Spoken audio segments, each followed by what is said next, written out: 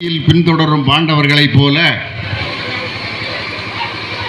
புரட்சி தலைவர், புரட்சி தலைவி, புரட்சி தமிழர் எடப்பாடியார் அவர்களின் பொன்வழி பாதையில் பயணித்து குமரி மாவட்ட அஇஅதிமுகவை காத்து நிற்கும் அண்ணன் தளவாய் சுந்தரம் அவர்களுக்கு நன்றி செலுத்தி, பகுதி செயலாளருக்கும் நன்றி செலுத்தி காற்றில் கருத்துக்களை விதைக்கிறேன்.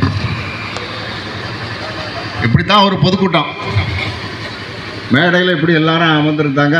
பேச்சாளம் பேச ஆரம்பிச்சிட்டான். பேச்சாளம் பேசிக்கிட்டே இருந்தான். இப்படி பக்கத்தில் ஒரு ஈபி கம்பம் பக்கத்தில் தான் இருக்கு. பேச்சாளம் பேசிக்கிட்டு இருந்தான். கூட்டத்திலிருந்து ஒருத்தன் எக்க வேண்டாம், கூட்டத்திலிருந்து ஒருத்தன் நேர போய் அந்த மின்சார கம்பத்தில் ஏறிட்டான். பேச்சாளம் பேசிக்கிட்டு இருக்கான். ஒருத்தன் ஏறுறான். மின்சார கம்பத்தை பிடிச்சி செத்துருக்க வேண்டியதானே, அவன் சாகல. அப்படியே இறங்கி வந்தான், மேடைக்கு வந்தான். பேச்சாளம் பேசிட்டு இருந்தான். பார்த்தீங்களா, சாக போனவரையும் நான் காப்பாற்றி விட்டேன்னா அவன் வந்தான், மைக்க பிடுங்குறான். அவன் பேசினான், சாகத்தான் போனேன், பேசி பேசி இத்தனை வரை கொள்ற நீயே உயிரோடு இருக்கும்போது நான் ஏண்டா சாகணும், நான் வாழணும்னா. இப்படித்தான் தமிழ்நாட்டில் ஒரு தச்சி முதலமைச்சர் உளறிக்கிட்டே இருக்கான். உங்களுக்கு ஞாபகப்படுத்துறேன், சில விஷயங்களை ஞாபகப்படுத்தலாம், நீங்க மறந்துடுவீங்க. ஞாபகப்படுத்திட்டு புரட்சி தலைவரை பேசுறதுக்கு எனக்கு இரட்டை ஆயுள் வேண்டும். அவ்வளவு சம்பவங்கள், அவ்வளவு செய்திகள் அது மகத்தான தலைவனுக்கு இருக்கு. இவர் என்ன உளறனா, போன பொங்கலுக்கு ஞாபகம் இருக்காம்மா, திமுக இருந்து யாராவது இருக்கலாம், இல்லை வேட்டி உரிஞ்சான் காங்கிரஸ்காரன் எவனாவது இருக்கலாம், எல்லாரும் கேளுங்க. பொங்கல் பரிசு தொகை எடப்பாடியார் 2500 கொடுத்தார். இந்த தத்தி என்ன சொன்னா, எடப்பாடி 2500 கொடுத்தது சரியா, இது தப்பா? 2500 ரூபா கொடுத்தது தப்பா? உங்களுக்கு கூட 1500 கொடுத்து 5000 கொடுக்க வேண்டியதானே, கூட 1500 சேர்த்து 5000 கொடுக்க வேண்டியதானே. இந்த முதலமைச்சர் சொன்னா 2500 பிளஸ் 1500 எவ்வளோ ஐயா? நான் தத்திக்கிட்ட போய் சொல்லுங்க, நேர கோபாலபுரத்துக்கு போங்க. 5000 பிரித்து சொல்ல முடியல. இப்போ இந்த ஆட்சியில் நீங்க உளர்றதை சொல்றதுக்கு எனக்கு 2 நாள் வேணும். ஒவ்வொரு மந்திரியும் உளர்றது.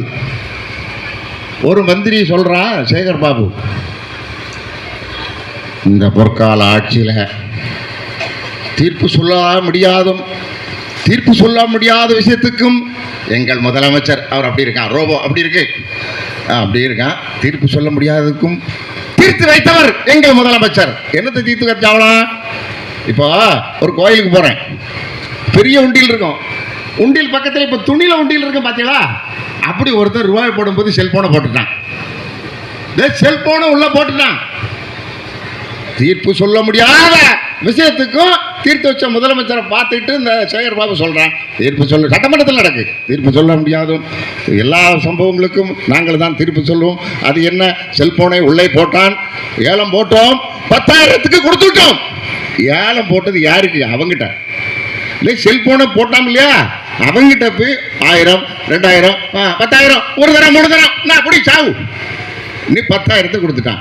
நான் உங்களுக்கு சொல்றேன், இந்த தத்தி ஆட்சியில் யாராவது கோயில் பக்கம் போய் உண்டியல் இப்படி அந்த பெரிய துணி கட்டின உண்டியல உங்க குழந்தை விழுந்துட்டு தாய்மார் உணர்ச்சிப்பட்டு நீங்களும் 2 பேரும் சேர்ந்து உள்ள விழுந்துறாங்க.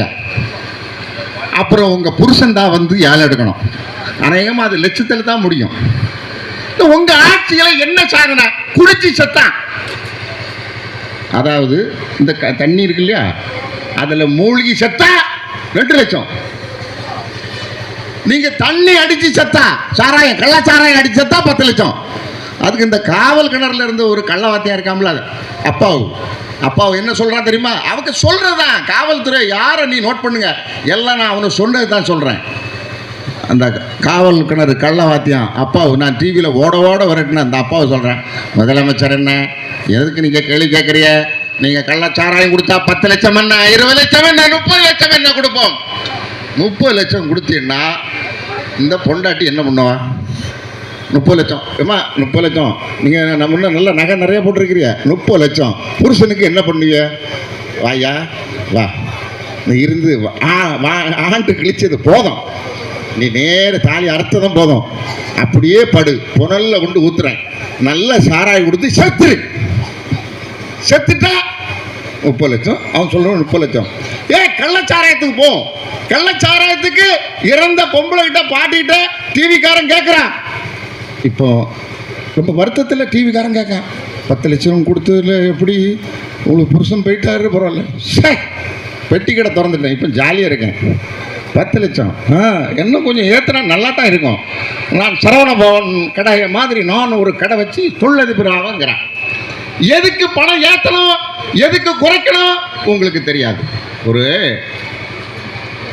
ஒரு பையன் ஒரு பொண்ணுக்கிட்ட, இப்போ அதெல்லாம் சகஜம் தானே,